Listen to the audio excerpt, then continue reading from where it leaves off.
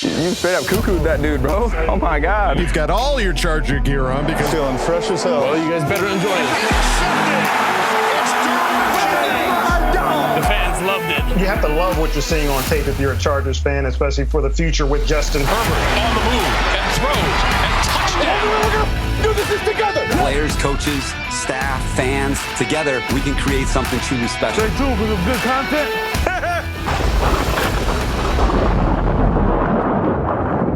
Well, howdy doody, everybody. Welcome back to the Charger Chat. I'm your co-host, Will Dogson, with my buddy, Kev Huggin Duggan. Oh!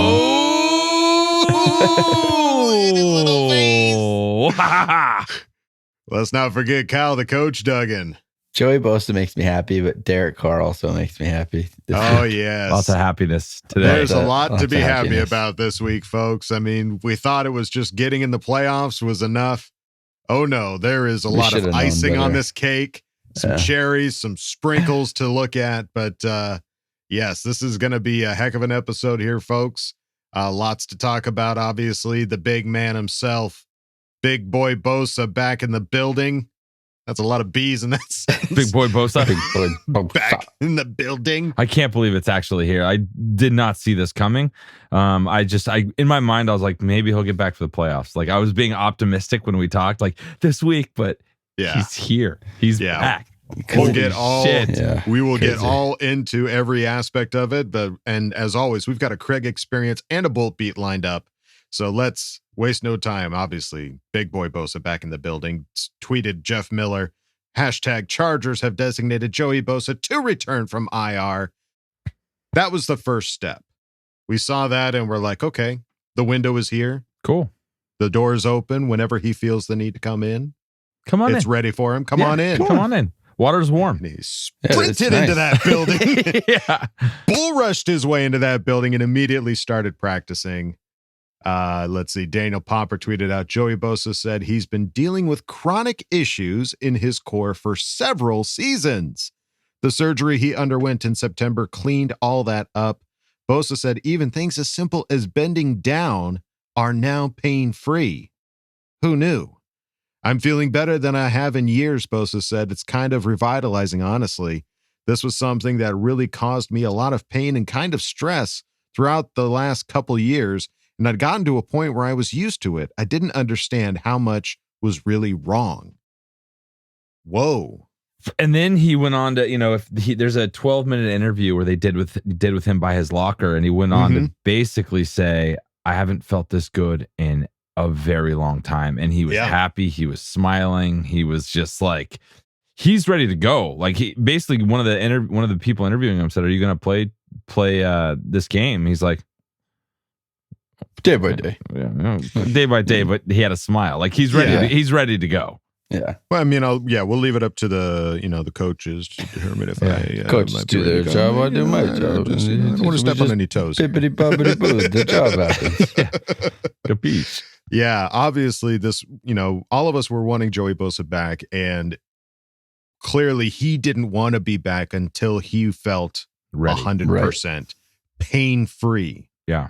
And he is at that situation now, and apparently has been dealing with it for years. I think he said like by his fourth year, he was really starting to feel it. He was favoring a side of his body, finding ways around it without having to go into surgery. And by week 3, it was just like, well, shit, let's just get the surgery done. Let's just go for it. And the way he explained it, like he was hurt on one side, and the other side is compensating so much to help the hurt part, that the side that was compensating was the side that ripped.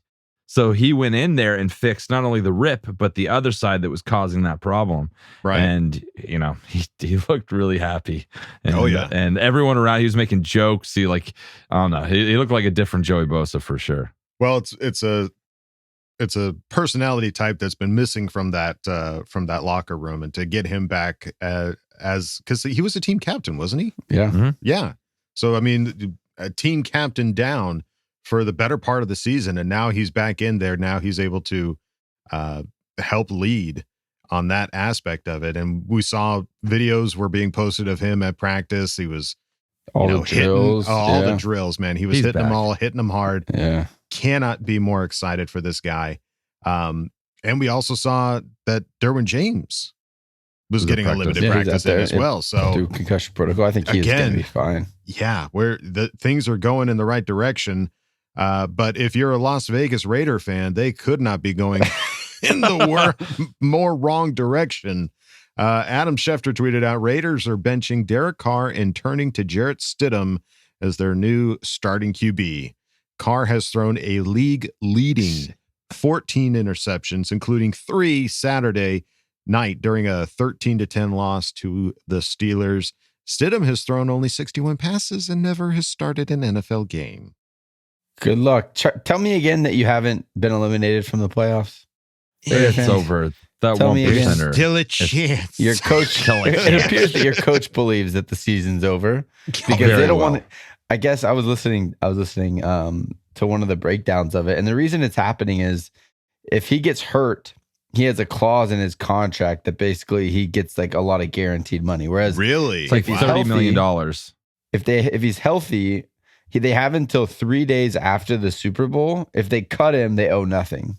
He has no guaranteed money. Whoa. If they keep him after that 3 days after the Super Bowl, they owe him $40 million next year. Holy cow. So him 40, getting that's right. hurt it will cost them so much money. They're like, nah, season's over. You're shutting it down. We're gonna try to find someone to trade, or we're just gonna cut you after the end of the season. Sounds like they're probably going to cut him, and that's crazy. Like, as much as I hate that guy, he's still better than a lot of the quarterbacks in the league. It's crazy that how dysfunctional and idiotic that team is. Well, You know, they're not going to get a trade partner for that contract. There's no way. No one's gonna take on $40 million after the year that he had. Would they wait? He's just not good. Like he's not Right. worth that much. Well, No, he's a there are Colt. so many- He's gonna go to the Colts. oh, for that would sure. be amazing. Yeah. Yeah, Colts or the like what? Commanders. That's where Yeah. he's gonna go. Yeah, that is insane because the tweet that I'd seen was that he didn't want to be a quote unquote distraction, and so he asked permission from the ownership, and they said okay that to let him spend the rest He's of the gone. season He's away. not even at the facility anymore. He's gone. He's at home. Well, that was the idea. Was like, I don't want to be a distraction. Let me just get away from here. You guys, He's hurt, finish out which the is okay. season. He's like emotionally hurt that this happened, and he's bummed, and so he doesn't want to play anymore. He ran away. My 5-year-old did the same thing earlier Wow. today. Yeah. I wish. That was really good. I wish there was a camera in the room when they beckoned him to the offices just to experience For the what benching. Yeah. God, That'd be a great sweet. Hard Knocks moment all the time. real Right. hard. Yeah. Not to real mention, how does Devontae Adams feel now? What an idiot. Oh, the memes going around for that poor guy right now yeah. on the internet is not very good. Not aging well. But how bummed is Yeah. he? He's gonna have somebody random or Tom maybe Brady? I don't. There's a what? lot of talk that Josh McDaniel connection with Oh, that Tom makes Brady. Tom sense. Brady's a free agent. Tom Brady may be the guy next year, which is not exciting for the AFC West. But I don't know, man. He old, man. He old. yeah, they just real said that old. he's now spent half of his life Playing in the football. yeah, NFL. in the NFL, Tread's Insane. got to be coming off that tire here. That's all Somewhere, I'm yeah. saying. Oh. I wouldn't be excited about having him in the. I I'd would rather be have excited about it. Carr there than Brady for sure. Yeah. Well, let's see. Looking over at the current standing for the top 5 passing yards in the NFL, at the top, Patrick Mahomes. Joe Burrow is hanging on to number 2 by 6 yards because right behind him is Justin Herbert. Yeah. We're coming Joe. in hot. So, and again, as Jeff Kerr points out, Justin Herbert is on pace for 4,821 yards this season. No Chargers receiver is on pace for 1,000 yards. Okay. The guy's got the 3rd most passing yards in the league, has no receivers for over 1,000 yards. Herbert would have the 3rd most passing yards by QB in NFL history without a 1,000-yard receiver. In front of him are Drew Brees with just a hair over 5,000, and second for Drew Brees has both first and second. Is that how I read that? Okay. Well, it's kind of interesting though. Like that's the offense that Justin's playing in right now. Yeah, same offense. Yeah. So like the idea that Drew Brees was also spreading the ball out. It's not relying on a star receiver to get the ball to. It's kind of interesting that's just an interesting correlation between those two players in these offenses. Well, Justin Herbert's had to do it by necessity. He hasn't had Keenan Allen or Mike Williams. I wonder that's what I mean. Is even if Drew Brees had all of his guys, it was still the offense dictated that you spread the ball around. You spread it. Got it. Yeah, I don't know, man. With Keenan Allen, I want some 1,000-yard receivers. I'm just saying. We might not be reading this stat if we've had either one of those guys for the entirety of the season, either Keenan Allen or Mike Williams. But that is wild that he is third right now in passing yards, proving that he is just an absolute stud and can get the ball to anybody. Yep. Just catch it, guys. All you got to do is catch it. All right. Well, this week the Chargers play the Rams. And Jordan Rodriguez tweeted out something that Baker Mayfield said, our upcoming opponent on Justin Herbert, said, "I think Justin's a baller. What he's been able to do so far in his career is nothing short of spectacular." Spectacular. And then Sean McVay says Herbert is already in rarefied air early in his career and seems like he's got a great way about himself, which in McVay speak are two compliments of the highest order. Yeah. Yeah. It's not often that when somebody goes like, "Hey, what do you think of this guy?" that they go like, "He's terrible. He's garbage." Yeah. But I mean, unless they've got some kind of beef, they never really go quite like that. So, I mean, it's pretty understandable to hear these guys talk so highly about Justin Herbert, but it's a fact. He is a baller and he is nothing short of spectacular. Going back to the injury report here, folks, coming up for this upcoming game against the Rams, Austin Eckler was on the injury report with a knee injury, got 2 limited practices in Wednesday and Thursday. Xander Horvath with his sprained ankle got 2 limited practices in Wednesday and Thursday. Derwin James started Wednesday not practicing, being in the concussion protocol, but Thursday did get a limited practice in. So that is... He's out of the protocol, sounds like. Do you think that's the case? Oh, no, this is part of the protocol. Like getting back to practice, seeing his symptoms come back. Yeah. Is like the next step in protocol. Okay. And then Sebastian Joseph Day and Trey Pipkins both on the injury report, but getting full practices in both Wednesday and Thursday. I'm just glad that Trey's actually in there now, and it's like we're not like dancing in and out. He needs some consistency to get a little better than how we played the last couple games. So I'm glad that he's actually getting full participation. Yeah, for sure, absolutely. And yet again, going into this week, our opponent seems to have a injury report twice as long as ours, which is not common for the Chargers. Not so far this season. And they had quite a few not practicing, including their center, Brian Allen, defensive tackle Aaron Donald, which we know isn't going to play the rest of the season anyways. Is that official, or is that... I saw a tweet that said that, that Aaron Donald is... They're shutting him down. They're just shutting him down. There's no point. They're out of playoff contention. Why bring him back in? Yeah. Leonard Floyd had a rest day, but still not practicing. Defensive tackle Greg Gaines not practicing. Wide receiver Ben Skronek didn't practice. That sounds like saying his name sounds like it should say something in reverse. Yeah. Quarterback John Wolford not practicing. So, on it again, like these Rams, they're 5-10. They're out of playoff contention. There should be no reason why we don't come in and just lay the smack down. The only thing that's crazy is the last game when they put up 51 on the Broncos. They were still the number 1 defense in the league. So, it's not like I don't want to get this crazy confidence where we're walking like, we'll these guys up, no problem. Mm-hmm. I want to see, I want to see this offense get better, and I want to see this defense with Joey Bosa. But I want to see this offense make strides, and I'm not like, all right, this is a done deal. I just don't feel that. I feel like we're going to win, but I want to be hesitant. I want to set myself up for success going into the playoffs. You know what I mean? Absolutely. Well, every game we have to go in with some sense of hesitancy or caution because we're built for that now. But this is a team, no Matt Stafford, no Cooper Kupp, no Allen Robinson, no Aaron Donald. Like they're hurt. Come on. They're hurt, and this is the fight for LA. This was the game that we were looking forward to be like, hey, this is our place, this is our town, and we need to come up and show, especially in a regular season game. I think we faced the Rams in preseason. Yeah, but I don't think we've played them again in regular season. So this is that opportunity to really put the foot down and say Chargers house, especially with us being the home team as well. Well, and Staley versus McVay, real game here. Right? Like this is big, man. So let's get it. Let's get this. Yeah, let's get this. And while we're getting this, you can get this. You can get to patreon.com/Charger Chat to check out all the funny stuff we've got going on over there. A lot of funny videos, and we've got a couple more to get out there ASAP. We've got a meetup here coming up here soon for those that are on the Patreon that are in that grouping. We've got a big meetup this Saturday, New Year's Eve, to have some fun.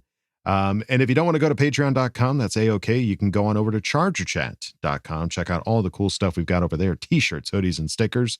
You can chat it up with other Charger Chatteteers in our member section and ask questions and Ask Bolt fam. So go check it out, chargerchat.com. All right, gang, it's time to go on to the next segment. You know them, you love them. It's the Greg Experience. Oh, yeah. Oh, yeah.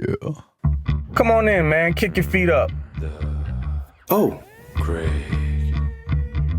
Experience. Hello there. Make yourself at home. Got some stuff to talk about, right? Moving on. Yeah, boy. I'm sure we're all a bit chippier this week because, that's right, our Los Angeles Chargers have punched their ticket to the dance. Once again, the Los Angeles Chargers have clinched a spot in the 2022 NFL playoffs. Feels good. First time since 2018. Let's get right into it. Welcome all you cool cats and kittens to another edition, a playoff clinching edition of the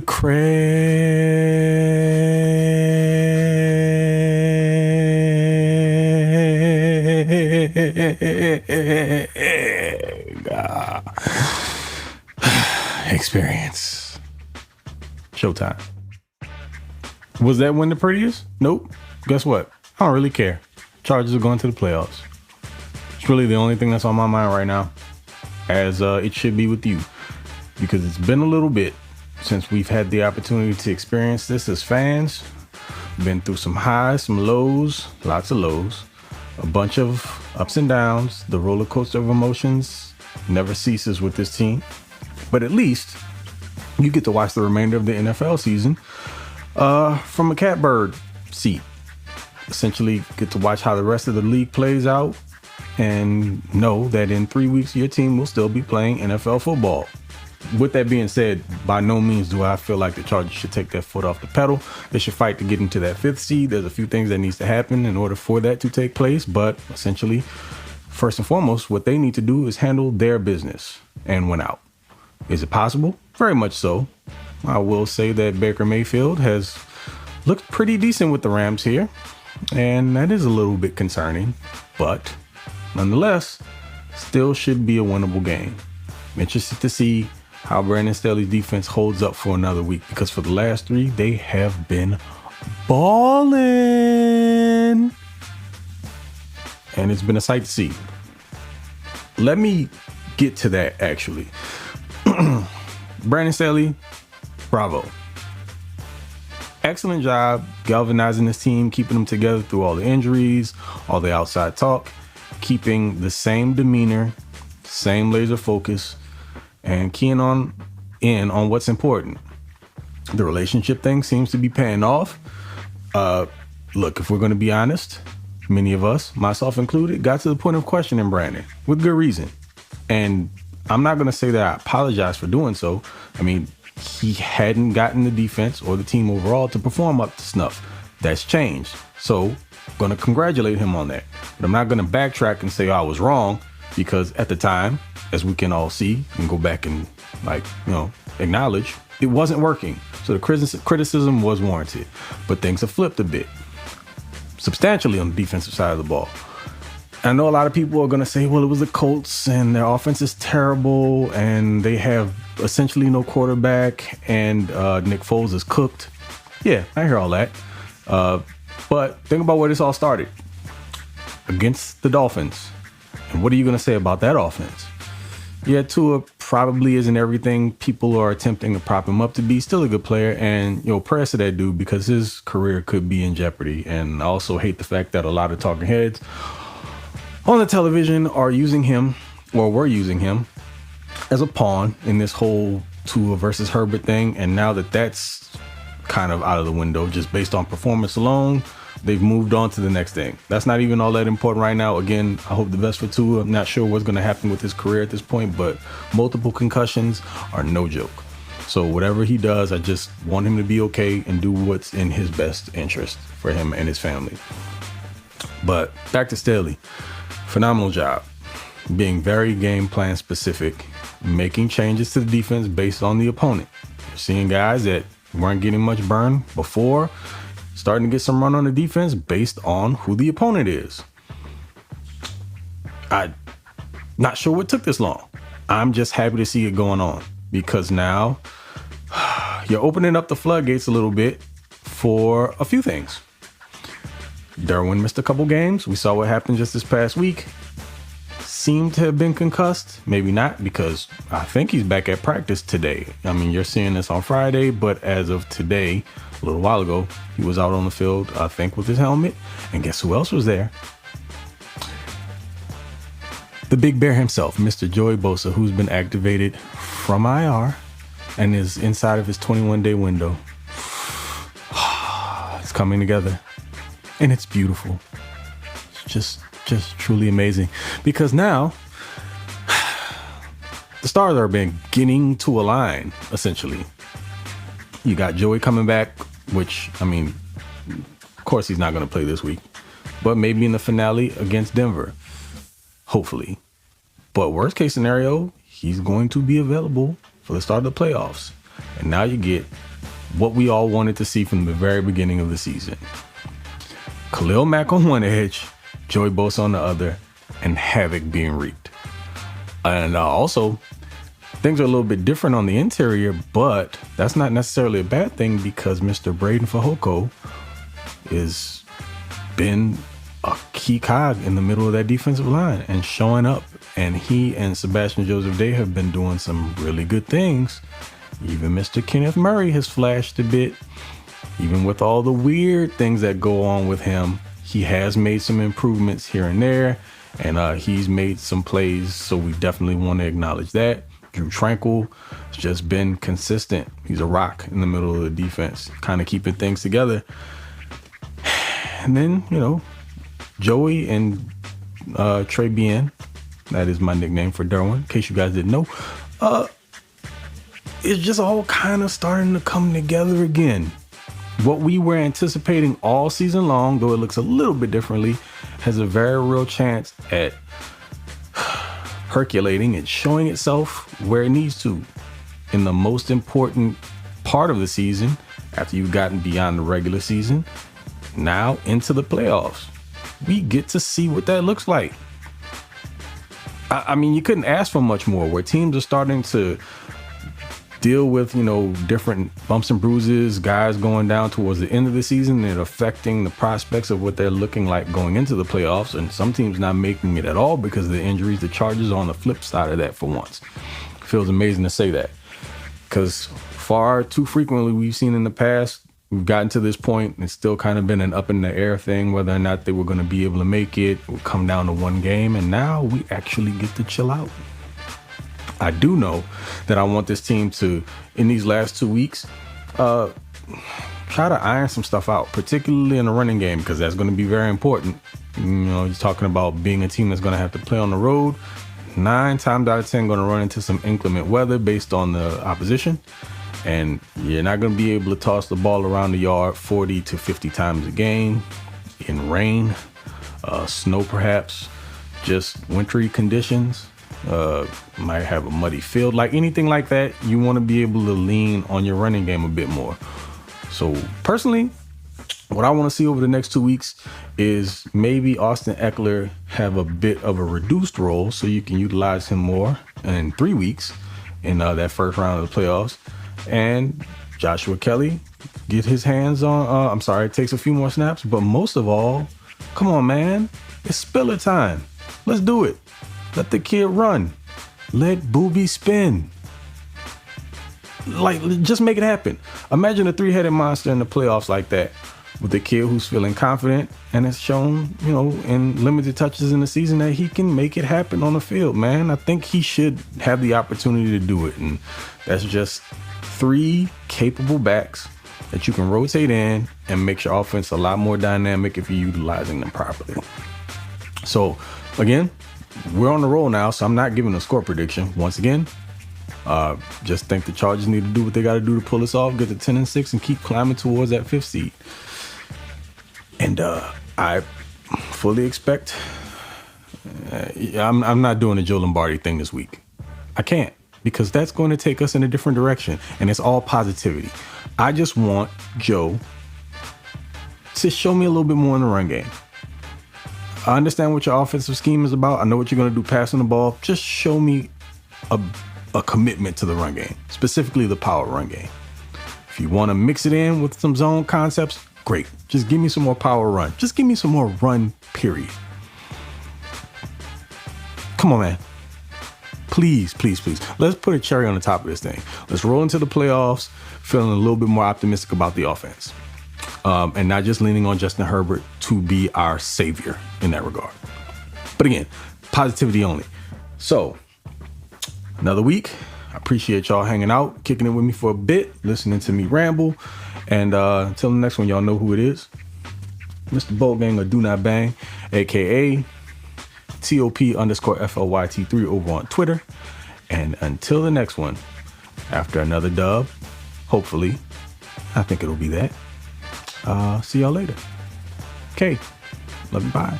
All very good points there, Craig, as always. Fantastic points. The one thing that I forgot to mention here in the opening was Chargers posted a sweet little graphic here yesterday in regards to how the Chargers defense has been performing. Says that they are first in points per game and first in yards per game allowed. And like since the last week 13 or since week 13, since week 13. But wow, it testifies to the mantra that Staley has been putting out there for, as we've seen in some of these all-ins, is you got to finish strong. Pat of blue coming. And right now, defense trending in that direction right now. Yeah, I think, and you're getting Joey Bosa back. And you're throwing Joey Bosa Derwin hasn't back. really even played in the last 3 weeks. I mean, he played like a quarter. No. Yeah, so it's like, it's starting to, I think one thing that seems to be big is our linebacker play has gotten a lot better. Kenneth Murray's playing kind of at a different level. You don't see him just flying by, missing tackles, and they're just in the right spot. So yeah, it just seems like they're all coming together to play unified football. It's not like any giant, obviously we're down guys still, and it's gotten better. So yeah, it's exciting. The defensive side of the ball is really exciting right now. Yeah. And I'm excited to see what this edge looks like with having Joey back, and then how you can rotate, Kyle Van Noyen, Rumphin, like how that rotation looks to keep these guys fresh. I'm just, right now you kind of have an embarrassment of riches because all those guys were playing so well before Joey came back. So now Joey's back. How do you still get them involved so they can be playmakers? I'm really curious how they're going to do that. Definitely. Yeah. Getting Joey Bosa back, not just getting Joey back, but getting Joey back feeling better than he has over the past 4 years, give or take. That's scary. That is frightening on a defense that is already putting up these kind of numbers. Yeah. Come on, baby. Yeah. Come on. Ooh. I'll take it. All right. Okay. Craig. All right. I got Thank you. Sunday. Thank you. Thanks, Sunday. Craig, thank you for another awesome Craig experience, buddy. Let's move it on now to the next segment. It is Bolt Beat with Jason Reed. Welcome back to another edition of the Bolt Beat. As always, I am your host, Jason Reed, acting editor over at boltbeat.com. Go check us out on Twitter at BB_Chargers, and myself personally at Eat Your Reedies. Back at the standing desk, second time in 3 weeks. I need to stop leaving my tripod places. I think that's a lesson. That's a New Year's resolution. I'm going to put on the old list. We're heading into the new year. Happy New Year to everyone listening. Number one resolution, stop leaving my tripod places so I can actually record the standing portion of my podcast. But here we are at the standing desk. You get an up close look at my face. If you're watching this on YouTube, sorry for that. You got an up close look at my new white Charger hat. Thank you to Santa Claus. And I'm feeling good. Every Charger fan's feeling good. Look, we just clinched the playoffs, win over the Colts. Wasn't a perfect win, but it was a weirdly dominant but not flashy win. Where, the Chargers were just the better team throughout. Yeah, they didn't score 40 points. I saw some fans still complaining about that on Twitter. It doesn't matter. They won. They're the 6th seed. Now they have their eyes set on the 5th seed. And I think just kind of what I wanted to touch on, because there's not really these big storylines. Obviously, Joey Bosa coming back this week, potentially he's at least returning to practice. That's huge. But just the importance of the 5th seed, I think. These last 2 weeks might seem a little bit meaningless with the Chargers already clinching. They got the Rams and the Broncos, 2 teams who themselves aren't playing for anything. That being said, the 5th seed is huge. If the Chargers can win out and the Ravens just go 1-1, or if the Chargers go 1-1 and the Ravens go 0-2, the Ravens play the Steelers and the Bengals. If the Chargers can gain a game on the Bengals, they will be the 5th seed. They hold the tiebreaker. And then they would play the winner of the AFC South, whether that be Malik Willis and the Tennessee Titans or Trevor Lawrence and the Jacksonville Jaguars. Now, the Jaguars are playing really good football right now. Trevor Lawrence is looking like the first overall pick again.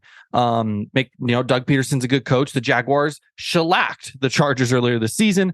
Granted, it was a game in which both Rashawn Slater and Joey Bosa got hurt. Justin Herbert was playing with fractured rib cartilage, etc., etc., etc.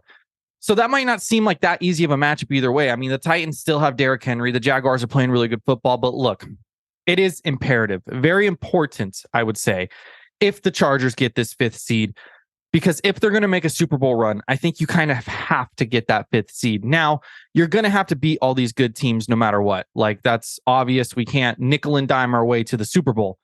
But if you could start the playoff run, get some momentum with an easier opponent, even though they still have their risks, an easier opponent in the Titans and or the Jaguars or the Jaguars. That's just going to help you get momentum. And then you get into that divisional round, and who knows what happens a wild card weekend. Maybe one of the Chiefs or Bengals are knocked out. Maybe both of them are knocked out, and then the Chargers would have to face the Bills in the divisional round. But like, so many crazy things can happen if these other teams can potentially lose and the Chargers not have to play them. That's the most ideal situation. Look at last year's Bengals. They got the Raiders in the first week, and the Raiders almost won that game, but the Raiders were by far, the worst playoff team in the whole field, I would argue, last year.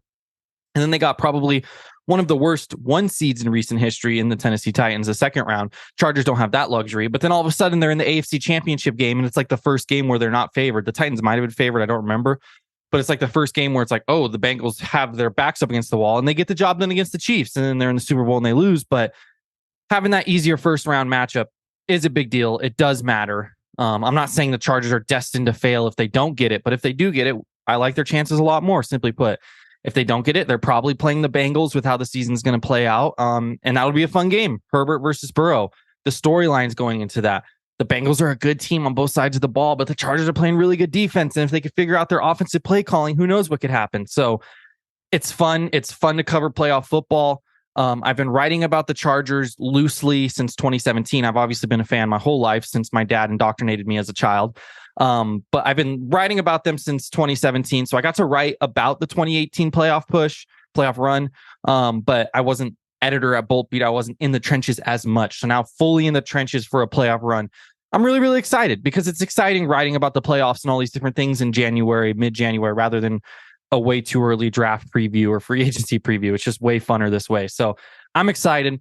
As far as this week 17 game against the Rams might be there, not sure yet. Depends kind of how crazy we go on New Year's Eve. Just kidding. I don't drink, so I won't be hungover, but we might go to the New Year's Day game. I like the Chargers in this. The odds are, the Chargers are -6.5 favorites. The over-under at the time of recording this is 42.5 points. I like the Chargers against the spread, and I like the under. I feel like this is going to be a very similar game to the Colts game, where hopefully the Chargers get a little bit more done offensively because the Rams don't have the same interior pass rush as the Titans, as the Colts do, especially with Aaron Donald likely not playing. If Aaron Donald plays, that changes things, obviously. But I like the Chargers to kind of have another one of these, maybe not super flashy, but definitive wins. So I like the Chargers -6.5, and I still kind of like the under, even though it's a really low number. I just don't see how this Rams team is going to score points. Yeah, they just scored a lot against the Broncos, but that was kind of like a flash in a pan, once in a lifetime game for this Rams offense with how it's constructed right now. And will they do that 2 weeks in a row? No. I mean, it's like the classic saying, they scored all their points last week. Now they have none this week. With how the defense is playing, with Bosa back and Baker Mayfield being under center, I just don't see a world in which the Rams can score that many points, which leads itself to the under. So I'm going with the final score prediction of 27. I wrote it on Bolt Beat. I want to make sure I get the numbers exactly the same. I think it was 27-13. Either way, we're under 42.5. It's a comfortable win for the Chargers.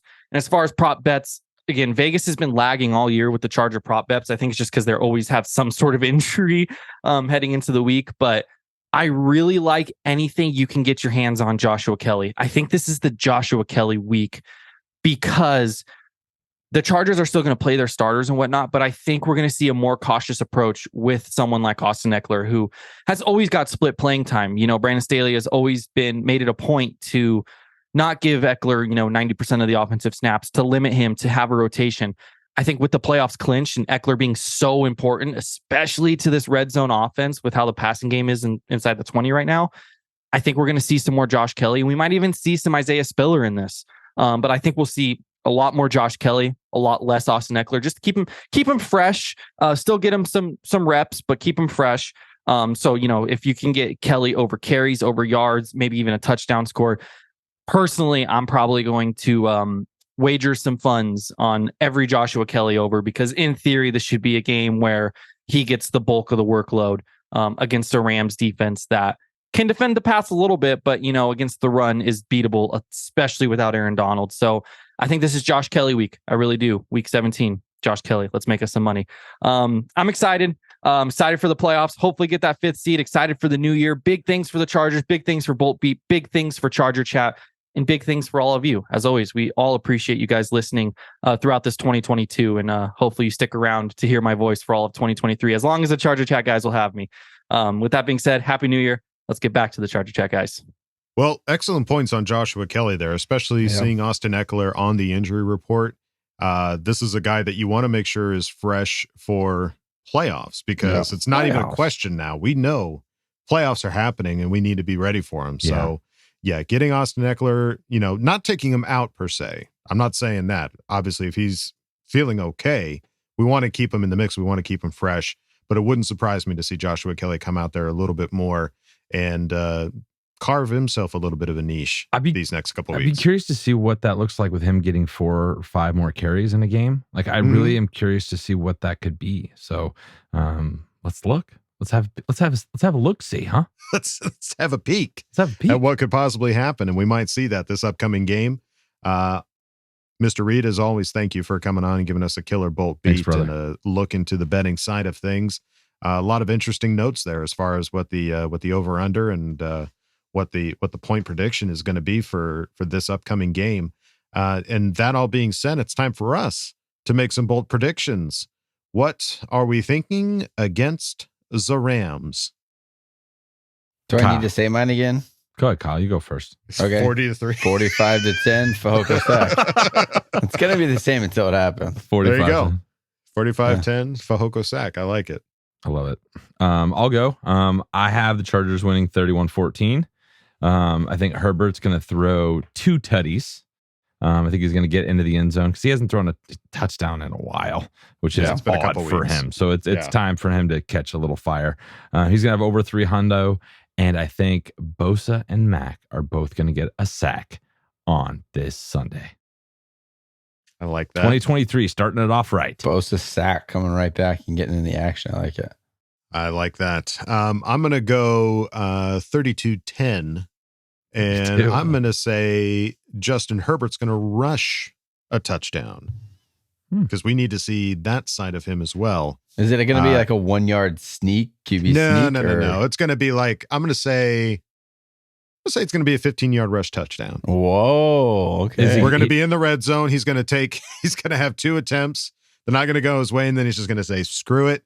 I'll take it in myself. And he just walks in. He's not like dealing with any players, right? No, it's maybe Walking. even a little bit of a sweep, a little run in on the side there and squeak in. Okay. I like it. But untouched for sure, yes. Okay, good. Just don't get hit unnecessarily, okay? I didn't say that, yeah. Okay, cool. Good deal. Okay. Yep. Okay, folks. Well, I think that's going to do it for us here at Charger Chat. Any final thoughts there, gentlemen? Happy New Year's to everybody. We won't talk to you till, That's right. 2023. This has been an amazing year for us. And, all you listeners that continually reach out and contribute and everything, guys, this has been one of my favorite years so far. Just the interaction, the fun we've had here. So thank you guys for everything. Absolutely. Yeah, this has been a crazy year. This was a year that we get, I think back to the day that Kyle talks about going to training camp and he says, I ran into these two ladies. They called themselves the Brisket Broads. I don't know, like that. Yeah. I've never heard of them before.